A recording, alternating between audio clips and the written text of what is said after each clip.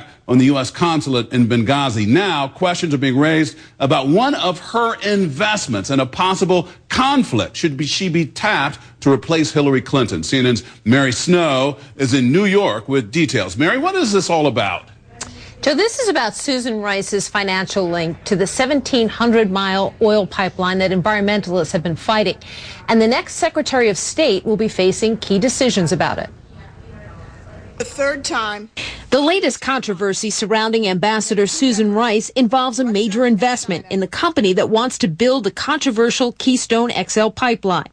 Rice owns between $300,000 and $600,000 worth of stock in TransCanada, according to her own financial disclosure forms. The Keystone pipeline would connect the tar sands oil development in Canada to the U.S. Gulf Coast, and if Rice becomes Secretary of State, any decision on it would fall under her jurisdiction. We need for the next Secretary of State to be completely unburdened of any interest that could present a conflict or the appearance of a conflict. Bob Deans of the Natural Resources Defense Council is among those opposing the pipeline for environmental reasons. His group's online publication brought Rice's investments to light. White House press secretary was asked Thursday if that would pose a conflict. So I'm not going to speculate about a personnel decision the president has not made, a nomination he has not put forward. The TransCanada holdings is just one part of a sizable portfolio for Rice and her husband, who is from Canada.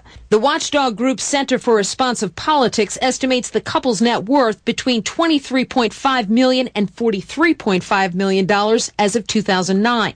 Her financial link to TransCanada was not an issue in her current position as U.S. ambassador to the UN. If she became Secretary of State, she would have to divest her holdings linked to the Keystone pipeline or put them in a blind trust. A spokeswoman for Rice said in a statement, Ambassador Rice has complied with annual financial disclosure and applicable ethics requirements related to her service in the U.S. government and is committed to continuing to meet these obligations.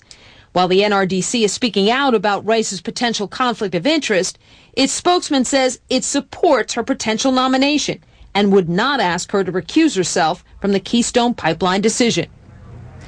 Now, another group, the liberal group RootsAction.org, which is an online group, launched a petition online. It's demanding Rice sell all of her stock, not only in TransCanada, but other Canadian companies that could stand to benefit if the pipeline is approved. Joe?